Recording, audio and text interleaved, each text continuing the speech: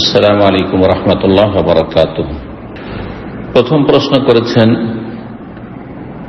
Brazil থেকে, বলছেন আসসালামু আলাইকুম শেখ। ওয়ালাইকুম আসসালাম রহমতুল্লাহ। কাবার কাছে বসে অনেকে ফেসবুকে স্ট্যাটাস দেন, কাবার সামনে বসে আছি, কারো কিছু চাওয়ার থাকলে বলুন, নাম ধরে ধরে দোয়া করব, এই জাতীয় পোস্ট দিয়ে দোয়া চাওয়ানোর ব্যাপারটা কি ঠিক? মোটেই ঠিক নয়, আল্লাহ হেদায়েত দান করুন। আর আমরা কি কমেন্ট করে আমার প্রয়োজনীয় দোয়ার কথা জানাতে পারবো? না, এইরকম লোককে জানাবেন না। আমাদের জন্য কি তা জায়েজ হবে? না, মোটেই উচিত নয়। সাহাবীরা যখন বিভিন্ন শহর থেকে হজ উমরায় যেতেন, তারা কি অন্যদের কাছে এভাবে দোয়ার জন্য বলতেন? না, মোটেই না। এটা হচ্ছে বেদাতীদের কাজ। এবং কাবার সামনে বসে দোয়া করলে তা কবুল হয়, এটা কি ঠিক? কাবার সামনে দোয়া কবুল হবে, যে কোনো জায়গায় আল্লাহর জমিনে কবুল হতে পারে, ওই রকমই হতে পারে।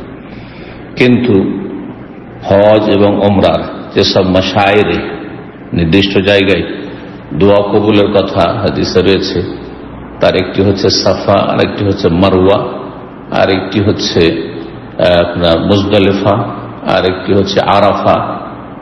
এই চারটি হলো। আর আরেকটি হচ্ছে জামরাতে পাথর মারার সময় হাজিদের প্রথম জামরা এবং দ্বিতীয় জামরা। জি, এতটুকু হাদিস দ্বারা প্রমাণিত। আর তারপরে কাবার সামনে দোয়া কবুল হয়, এসব ধারণাগুলি জাহেলদের ধারণা। তবে সব জায়গায় দোয়া কবুল হয়। আল্লাহর ঘরের কাছে গিয়ে ইখলাসের সাথে দোয়া করলে সেখানে কবুল হতে পারে। জি, দোয়া কবুলে যদি বাধা না থাকে। এই ব্যক্তি সম্পর্কে বলবো, সে ভাই হোক অথবা বোন হোক, প্রথম কথা আল্লাহ রাব্বুল আলামিন যেন এদেরকে হেদায়েত দান করেন এবং এই রকমের ধৃষ্টতা, দুঃসাহসিকতা, আল্লাহ রাব্বুল আলামিনের সামনে এইরকম জুরআত, সাহসিকতা, যে আমি আপনাদের জন্য দোয়া করব, যেন নিজেকে এতটা যোগ্য মনে করেছেন যে আমার দোয়া কবুল হবে নিশ্চিত, আমি বসে আছি তোমাদেরকে দোয়া বিতরণ করার জন্য। একেবারে বেদাতি আচরণ এবং বেয়াদবি, আল্লাহ হেফাজত করুন। রিয়া, লোক দেখানো, লোককে শোনানো, আল্লাহ রাব্বুল এইসব অনিষ্ট থেকে আর এসব গোমরাহি থেকে হেফাজত করুন। জি, সংশোধন করার তৌফিক দান করুন। দোয়া যার কবুল হবে, সেও এই সাহস করবে না যে আমার দোয়া কবুল হয়, আমার কাছে দোয়া চাও। কোন ব্যক্তি, কোন সাহাবী আমার কাছে দোয়া চাও, এমন কথা কারো থেকে প্রমাণিত নয়। বরং কেউ দোয়া চাইতে পারে যে ঠিক আছে, লা তানসা আখি, লা তানসানি আখি ফি দুআইকা, যেমন হাদিস ওমর রাদিয়াল্লাহু তাআলা আনহু রাসূলুল্লাহ সাল্লাল্লাহু আলাইহি ওয়াসাল্লাম বলেছেন, বলে রয়েছে একে অপরের কাছে দোয়া চাইতে পারেন, কিন্তু তার ওপরেই নির্ভরশীল হবেন না। এটা একটি গুরুত্বপূর্ণ বিষয়। আগে নিজেকে সংশোধন করুন, নিজের দোয়া করার যোগ্যতা লাভ করুন, নিজের দোয়া প্রথমে, তারপরে অন্যের দোয়া একটু সাপোর্ট আপনার জন্য, সহযোগী হবে। আর অন্যের দোয়ার আশা করে বসে আছে, এটা অসৎ লোকদের কাজ কারবার। আমার বাপ মায়ের দোয়াতে আমি এই হয়েছি, আমার মায়ের দোয়া, এগুলো হিন্দুদের কথা, মায়ের আশীর্বাদ, ওই ধরনের কথা হতো। আল্লাহ হেফাজত করুন। যাই হোক, এইরকম কথা বলা তার বেয়াদবি হয়েছে, তওবা করে সংশোধন করার তৌফিক দান করুন। জি, 2 নম্বর প্রশ্ন বলছেন, আসসালামু আলাইকুম শেখ। ওয়ালাইকুম আসসালাম ওয়া রাহমাতুল্লাহ। মোজা মাসা করে উযু করার ক্ষেত্রে উযু করে সাথে সাথে মোজা পড়তে হবে? না, সাথে সাথে পড়তে হবে জরুরি নাই, উযু অবস্থায় পড়তে হবে। উযু করা 2-4-5 ঘন্টা হয়ে গেছে, কিন্তু উযু আছে, উযু থাকা অবস্থায়, তাহারাত পবিত্রতা অবস্থায় পড়তে হবে। কিন্তু উযু করার সাথে সাথে পা ভিজে আছে আর পড়তে হবে, অথবা 10 মিনিটের মধ্যে পড়তে হবে, এমন বিধান শরীয়তে নেই। যদি উযু করার 1 ঘন্টা পরে মোজা পরি, তখন দ্বিতীয়বার উযু করার সময় কি মোজার উপরে মাসা করলে চলবে? 1 ঘন্টা পরে মোজা পরেন, 10 ঘন্টা পরে পরেন, উযু থাকলে হলো। দ্বিতীয়বার উযু করার সময় কি মোজা মাসা চলবে? যদি উযু অবস্থায় মোজা পরিধান করে থাকেন তাহলে মাসা চলবে। আর উযু নষ্ট হয়ে যাওয়ার পরে বা উযু করেননি এই অবস্থায় বিনা উজু অবস্থায় আছেন, সেই সময় যদি মাসা পরে থাকেন মোজা, তাহলে তারপর মাসা চলবে না। জি, মোজা খুলে টয়লেটে গিয়ে প্রসাব পায়খানা করে আবার মোজা পরলে কি পরবর্তীতে উজুতে মোজার মাসা চলবে? যখন আপনি মোজা খুলে দিলেন, তারপরে টয়লেটে গিয়ে প্রসাব পায়খানা করলেন, তাহলে আপনার উজু নষ্ট হয়ে যাবে। পেশাব পায়খানা করলে উজু নষ্ট হলো, তারপরে মোজা পরলে আপনাকে উজু করে পড়তে হবে। পেশাব পায়খানার পরে উজু করে নেন, উজু করার পরে মোজা পরেন, তাহলে আপনি আগামীতে যখন আবার উজু করে মাসা করতে পারবেন। আশা করি বিষয়টি বোঝার চেষ্টা করবেন। আর মোজা মাসার বিধি বিধান সম্পর্কে যেসব বিস্তারিত আলোচনা আছে বা লিখনি আছে, পড়বেন বা শুনবেন। মনে হচ্ছে এই সম্পর্কে প্রাথমিক জ্ঞানও নেই।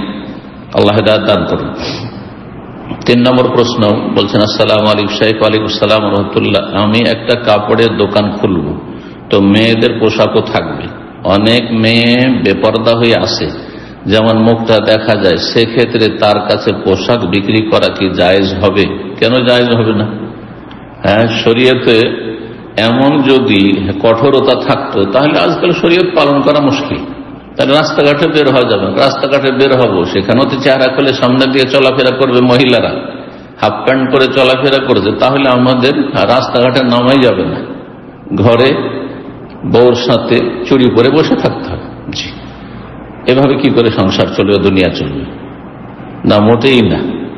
আপনি আপনার দোকান খুলেন, পোশাকগুলি যেন শালীন পোশাক হয়, ভালো পোশাক হয়। নোংরা পোশাক রাখবেন না, যেগুলো দিয়ে নোংরামি ছড়ায়। আর তারপরে এমন পোশাক রাখবে না যেগুলিতে নারী পুরুষের সাথে সদৃশ্যতা আছে, ইত্যাদি ইত্যাদি। কাফেরদের সদৃশ্যতা আছে বা কাফেরদের ধর্মীয় প্রতীক, এমন কিছু রাখবেন না। আর তারপরে সামনে কোন মহিলা চলে আসলো বা মহিলার সামনে কোন পুরুষ আসলো, এই ক্ষেত্রে কোরআনে কারিমে সূরা নূরে আল্লাহ রাব্বুল আলামিনের বিধান রয়েছে। সরাসরি কোরআনে কারিমে এই বিষয়টি স্বয়ং আল্লাহ রাব্বুল বর্ণনা করেছেন, কুল্লিল মুমিনাতি ইয়াগযুযনা মিন আবসারিহিন্না। হে নবী, তুমি মুমিন নারীদেরকে বলে দাও, তারা যেন তাদের দৃষ্টি অবনমিত রাখে, দৃষ্টি নত রাখে। সামনে পুরুষ লোক আসছে, তার দিকে চোখ মিলিয়ে তাকাবে না, তার দিকে তাকাতে থাকবে না, নিচের দিকে মাথা করে থাকবে।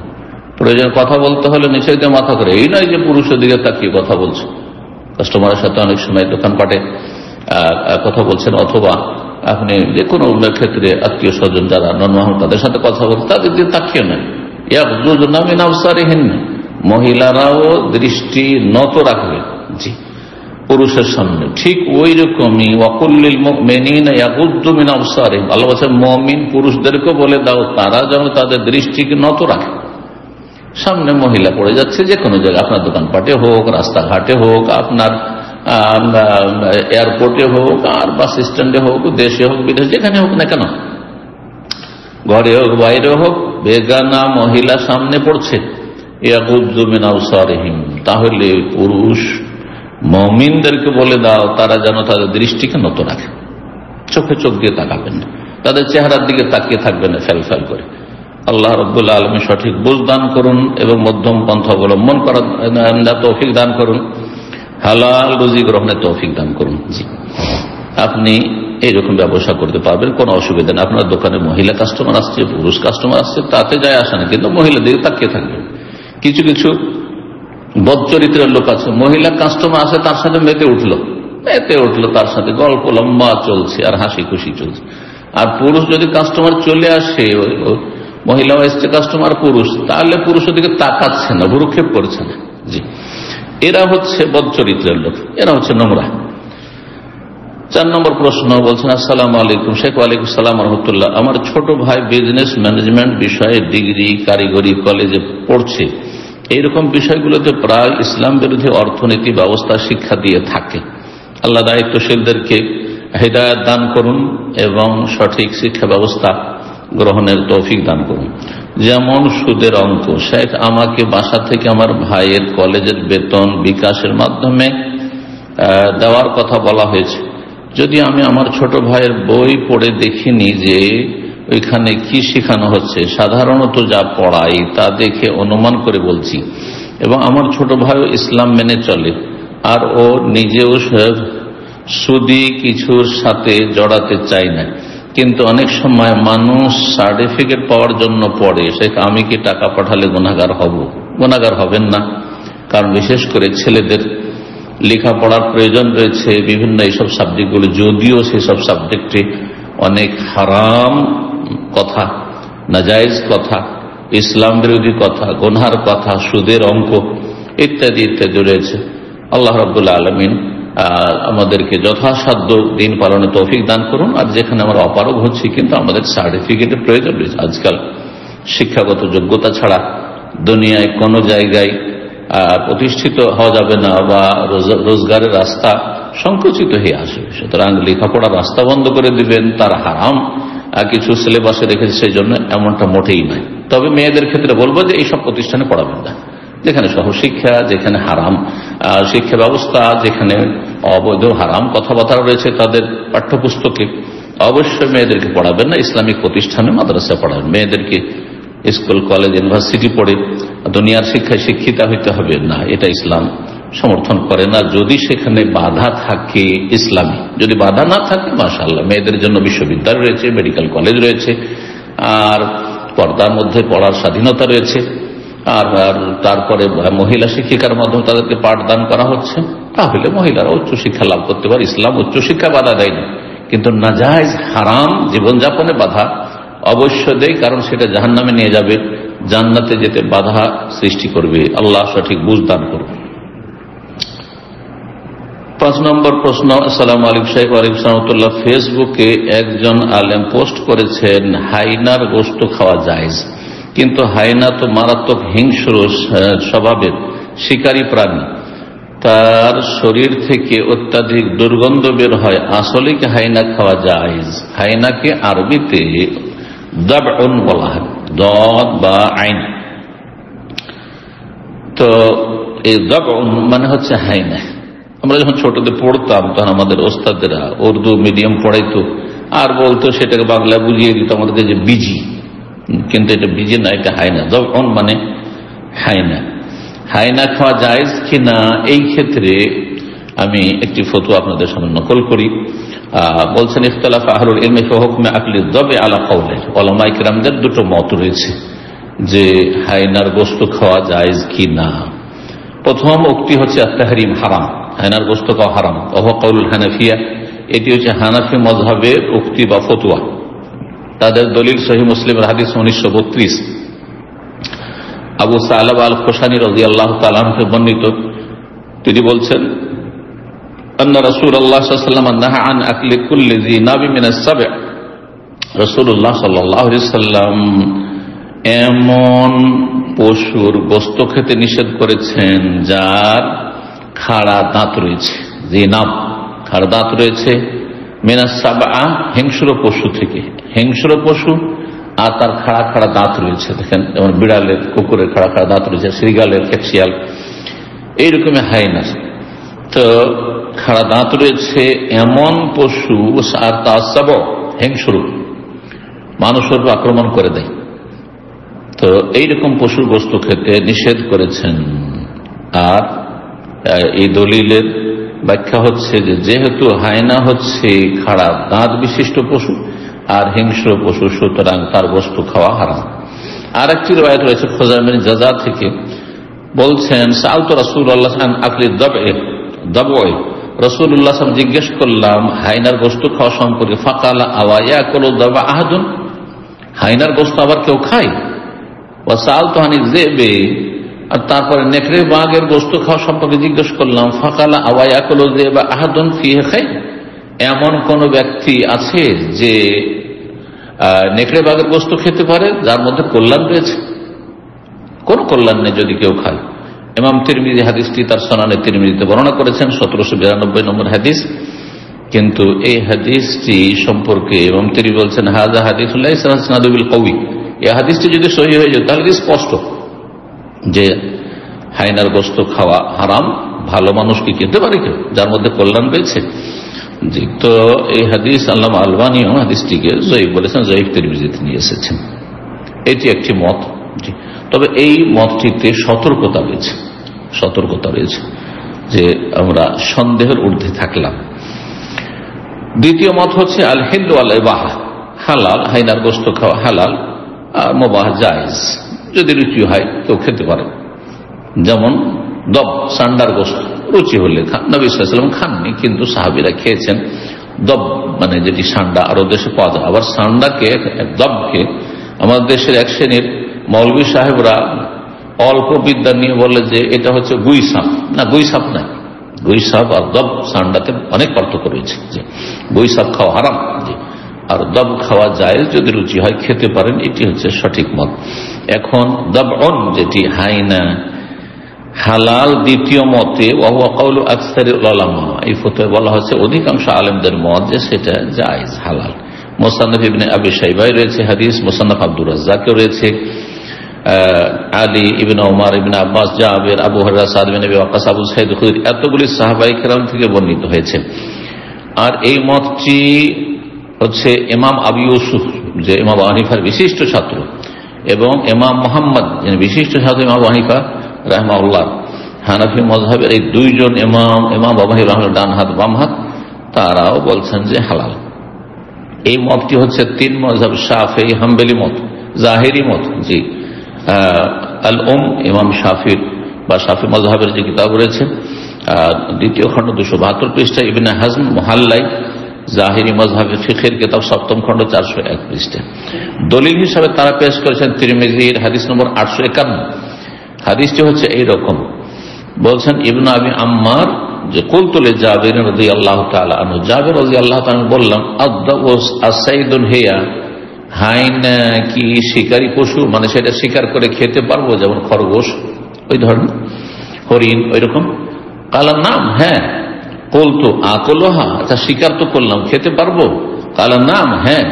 জাবের বলছেন, কুলতু, তখন বললাম, আকালাহু রাসূলুল্লাহ, তুমি নিজের পক্ষ থেকে বলছো, আপনি নিজের পক্ষ থেকে বলছেন নাকি রাসূলুল্লাহ বলেছেন যে হাইনার গোশত খাওয়া যাবে?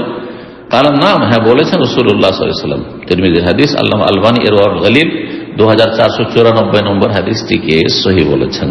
জি, তো এই ছিল দুটো মত। আর তারপরে যারা হালাল বলেছেন তারা যে হাদিস সহিহ মুসলিমের যে খাড়া দাঁত এবং হিংস্র পশু যদি হয় তাহলে সেটার গোশত খেতে নিষেধ করেছেন, তারা জবাব দিয়েছেন, বলছেন যে তারা জবাব দিয়েছেন ভাই যে কাউলু বিতাখসিসিজ যাবই মিন উমুমি হাদিসে তাহরিম কুল্লি যি নাবি মিনাস সিবা, এমন হিংস্র পশু যে খাড়া দাঁত বিশিষ্ট সেই রকমের পশুর গোশত খাওয়া যে হারাম, হাদিসটি সহিহ মুসলিম 1932 নম্বর। তার জবাব বলছেন যে দাব মানে হাইনার পশু হচ্ছে এই বিধান থেকে স্বতন্ত্র বিধান, মানে ইস্তিসনা, যে খাস বিশেষ হুকুম। আর খাস করার দলিল জাবের রাদিয়াল্লাহু তাআলার হাদিস, তিরমিজির হাদিস। জি, তো অন্য অন্য হিংস্র পশু খাড়া দাঁত বিশিষ্ট যদি হয় তো সবগুলি হারাম, একমাত্র হাইনা ছাড়া। এটি হচ্ছে শাফি আর হাম্বলি মত। জি, আর কেউ কেউ জবাব দিয়েছেন যে হাইনা আসলে হারামের অন্তর্ভুক্তই হচ্ছে না, যেভাবে জবাব দেওয়ার প্রয়োজন হয়েছে, কারণ সেটি হিংস্র পশু, মানে মানুষের উপর আক্রমণ করে না। তার দাবি করেছে মানুষের উপর আক্রমণ করে না, কিন্তু অনেকে বলছেন যে মানুষকে একা পেলে আক্রমণ করে দিতে পারে, তো যদি এমনটা হয় তাহলে তো হিংস্র। জি, এই মর্মে ইবনুল কাইয়িম রাহিমাহুল্লাহ ইলামুল মুআক্কিয়িন দ্বিতীয় খণ্ড 136 পৃষ্ঠায় বলছেন, ইন্নামা হারামা মাশতামালা আলা ওয়াসফাইন, দুটো বৈশিষ্ট্য যদি থাকে তাহলে সেই পশু হারাম। আইয়াকুনা লাহু নাব, এক বৈশিষ্ট্য হচ্ছে যে খাড়া দাঁত বিশিষ্ট, আর দাঁত দিয়ে খাড়া দাঁত বসিয়ে দেয়, যখন কোনো পশু কোনো কিছু শিকার করে খায়, খাড়া দাঁত বসিয়ে দেয়, যে ধরে। ওয়াইয়াকুনা মিনাস সিবা, আর যেন হিংস্র পোষাল আদিয়া বেততা, প্রাকৃতিক ভাবে এমন হিংস্র যে মানুষকে আক্রমণ করে দেয়, যেমন কাল আসাদ, সিংহবাগ, ও জেব, নেকড়ে বাঘ, নামের চিতাবাঘ, এইরকমই যেসব শ্যালাবাঘ, তো এই সমস্ত গুলি হচ্ছে শ্রীগাল, এসব হারাম। যেটা হাইনা তাতে দুটো বৈশিষ্ট্য নেই, দুটোর একটি আছে, সেটি হচ্ছে কওনুহা যাত নাব, খাড়া দাঁত তো আছে, ওয়ালাইসাত মিনাস সিবাল আদিয়া, তো প্রাকৃতিক ভাবে সেটা এমন নয় যে সে মানুষের উপর আক্রমণ করে দেয়। এমন হিংস্র পশু নাই যে আল আদিয়া আক্রমণ করে দেয়, সীমা লঙ্ঘন করে মানুষের উপর হামলা করে দেয়। সুতরাং এভাবে তিনিও বলতে চাইছেন যে হাইনার গোশত খাওয়া যায়।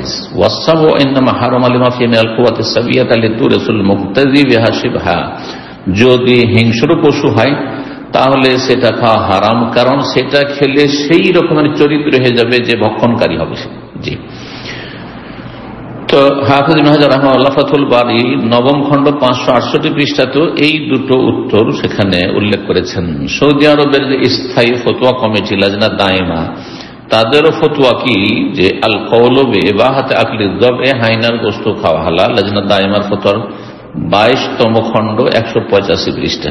আল্লামা সালেহুল ফৌজান হাফিজাহুল্লাহ মুলাক্কাস ফিকহি, তার একটি ফিকহির কিতাব রয়েছে হাম্বলি মাযহাবের 3য় খণ্ড 747 পৃষ্ঠায়ও তিনি এই মতটি পছন্দ করেছেন, হালাল বলেছেন। তবে সতর্কতা অবলম্বন করা ভালো। বেশ কিছু আলামা সালাফি আলেমদের সাথে পরামর্শ করেছি, তো দেখলাম যে তাদের মত যে এই ক্ষেত্রে সতর্কতা অবলম্বন করাই ভালো হবে। আল্লাহু আলাম। কোনো কিছু হালাল আর কেউ বলেছে হারাম, আপনার জন্য জরুরি নয় যে সেটা খেতে হবে। সুতরাং সেখানে যদি আপনি সতর্কতামূলক না খান তাহলে সেটাই আপনার ঈমান ইসলামের হেফাজত করবে। কথা লম্বা হয়ে গেল, কিন্তু একটু বিস্তারিত আলোচনা করলাম বিষয়টি। 6 নম্বর প্রশ্ন বলছেন, আসসালামু আলাইকুম ওস্তাদজি। ওয়ালাইকুম আসসালাম ওয়া রাহমাতুল্লাহ। আমার নিকটতম আত্মীয় তারা আব্দুল কাদের জিলানীকে পীর হিসাবে মানে। পীর মানে কি? পীর ইসলামে তো নাই। কাকে পীর মানান? আবু হানিফাকে কেন পীর মানে মানবেন? শাফি, মালিক, আহমদ, হ্যাঁ, আবু বকর, ওমর, ওসমান, তাদেরকে পীর মানবেন? হ্যাঁ, তো পীর পীর আসলে ইসলামে নাই। পীর পীর শব্দটি ফার্সি শব্দ, তার মানে সেটা আসলে আরব দেশ থেকে এই ইসলাম যায়নি, ইসলাম পারস্য দেশ থেকে গেছে, পীর পীর মুরিদি ধর্ম। জি,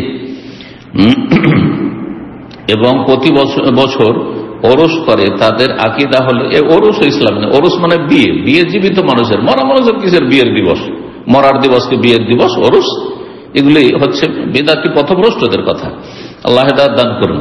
তাদের আকীদা হলো আল্লাহকে পেতে মাধ্যম লাগে। আল্লাহকে পেতে মাধ্যম লাগে ঈমান এবং নেক আমলের। কোরআন হাদিস বলছে, ইন্নাল্লাযীনা আমানু ওয়া আমিলুস সালিহাত সায়াজআলু লাহুমুর রাহমানু উদ্দা। যারা ঈমান নিয়ে আসে এবং সৎকর্মশীল হয়, আল্লাহ তাদের জন্য ভালোবাসা তৈরি করে দেন। আল্লাহ ভালোবাসবেন আর আল্লাহর বান্দারাও ভালোবাসবে। আল্লাহ তাদের অন্তরে ভালোবাসা জন্মে সমস্ত সৃষ্টিকুল ভালোবাসবে। জি, জান্নাত পাওয়ার একমাত্র উপায়, আল্লাহ সান্নিধ্য লাভের উপায় হচ্ছে ঈমান এবং সৎকর্ম। কোন ব্যক্তি নয়, কোন পীর না, আর কোন ওলি বুজুর্গ, আর কোন সাহাবীও না। জি, তবে তারা যদি ভালো কাজ করে থাকেন তাদের অনুসরণ করেন। তারা যদি বেদাত করে থাকেন তওবা করে ফিরে আসেন। তারা জাহান্নামে গেলে আপনি জাহান্নামে যাবেন এমনটা নয়। জি, আল্লাহ সঠিক বুঝদান করুন। বলছেন যে মাধ্যমে যেমন পীর, ওলি, আউলিয়া, গৌস, কুতুব ইত্যাদি তাদেরকে আমরা যখন বুঝাতে যাই তারা আমাদের উপর ক্ষিপ্ত হয়ে উঠে, কারণ গায়ে জোর আছে। আল্লাহ হেদায়েত করুন। আর অজ্ঞতা আছে, গায়ে জোর থাকে আর যদি মূর্খামি থাকে, অজ্ঞতা, দিন সম্পর্কে জ্ঞান না থাকে, তো সেটাই হবে। এমনকি মানহানি পর্যন্ত করে। তাদের মধ্যে কেউ মারা গেলে লাশ কবরে শোয়ানোর সময় কাগজে কি যেন লিখে দেয় এই গুমরাহি আকীদা নিয়ে, বিভ্রান্তিকর আকীদা নিয়ে, যে এটা যখন পড়বে মুনকার নাকির তখন আর ওকে জিজ্ঞাসাই করবে না। জি, ফরমাইশ সেটা হচ্ছে যে পীরের নাম লিখে দেয় বা পীরের পক্ষ থেকে অর্ডার লিখে দেয় যে এইটা হচ্ছে আমার মুরিদ, আর একে তোমরা সওয়াল জবাব করবে না। গুমরাহি আর আল্লাহ পথভ্রষ্ট, এরা বরং কুফর পর্যন্ত পৌঁছাতে পারে। এই অধিকার কে দিল? সেখানে প্রত্যেকে সেখানে জিজ্ঞাসা করা হবে, ভালো মন্দ সবাইকে মুনকারকে জিজ্ঞেস করবেন। জি, এমনকি অধিকাংশ মৃত ব্যক্তি মারা যাওয়ার পূর্বে তিনি নিজেই লিখে রেখে দিয়ে যান। আল্লাহ হেদায়েত করুক। তাদের বেঁচে থাকলে আর মারা গেলে আল্লাহ আফজা ইলা মা কাদ্দামা, যা করেছে তার ফল পেয়ে গেছে। এবং বলে যান, আমি মারা গেলে এই কাগজটি আমার লাশের সাথে দিয়ে দিও। জি, এই কাগজটাকে বলে আমাদের বাঙালি জাতিরা বেদাতে বলে সিজরা নামা, আসলে সাজারা নামা, মানে পীরদের পরম্পরা সিলসিলা। আমার পীর অমুক আর আমার পীরের পীর হচ্ছে অমুক, এই করতে করতে তারা ওপর পর্যন্ত পৌঁছায়। সবগুলি গুমরাহি দার গুমরাহি, গুমরাহির ওপর গুমরাহি। জি, জান্নাতের পথ হারিয়ে ফেলা, জাহান্নামের রাস্তায় চলে যাওয়া। আল্লাহ হিদায়াত দান করুন। জি, বলছেন এখন শেষ প্রশ্ন, আমার প্রশ্ন হলো এমন ব্যক্তির জানাজা পড়া যাবে কি না? এরা বড় শিরকি আকীদার লোক, এদের জানাজা পড়া থেকে বেঁচে থাকা এটা হচ্ছে শরীয়তের দাবি। জি, কোরআন এবং হাদিস এটি বলে। যার ঈমান ভঙ্গকারী, নাস্তিক হোক, মুশরিক, মাজার পূজারী হোক, আর গায়রুল্লাহকে আল্লাহ ছাড়া অন্যকে ডাকে, আল্লাহ ছাড়া অন্য উদ্ধার করতে পারবে তাকে দুনিয়া আখিরাতে, জিলানী, চিশতি, খাজা এসব উদ্ধার করতে পারবে, এরা মুশরিক, বড় শিরকারী, তাদের জানাজা পড়া মোটেই জায়েজ নাই। জি, হাদাহুমুল্লাহ। 7 নম্বর প্রশ্ন। আসসালামু আলাইকুম সালামতুল্লাহ, আমাদের মসজিদের ডান দিকে মসজিদের সিঁড়ির নিচে কবর দেয়া আছে, সেই মসজিদে নামাজ হবে কি না বলবেন?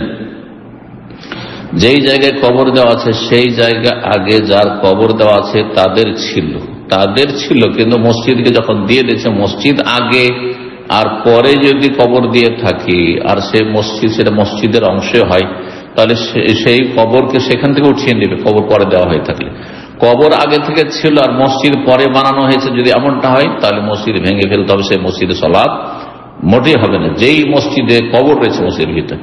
কিন্তু মসজিদের বাইরে ধরুন সিঁড়ি আছে, মসজিদের বাইরে যদি হয়, ছাদে ওঠা যেন বাইরে থেকে, আর সেখানে সিঁড়ির নিচে অথবা আগে বা আপনার মসজিদের চত্বরে উঠতে গিয়ে যে সিঁড়ি আছে আর তার নিচে যদি কবর থাকে, তাহলে সে সিঁড়ি ভেঙে ফেলে দিতে হবে, কারণ মসজিদের উপর কোনো কিছু নির্মাণ করা জায়েজ নাই এবং কবরের ওপর কোনো কিছু নির্মাণ করা জায়েজ নাই, আর কবরের ওপর চলাফেরা করা জায়েজ নাই, কবরের মানহানি করা জায়েজ নাই।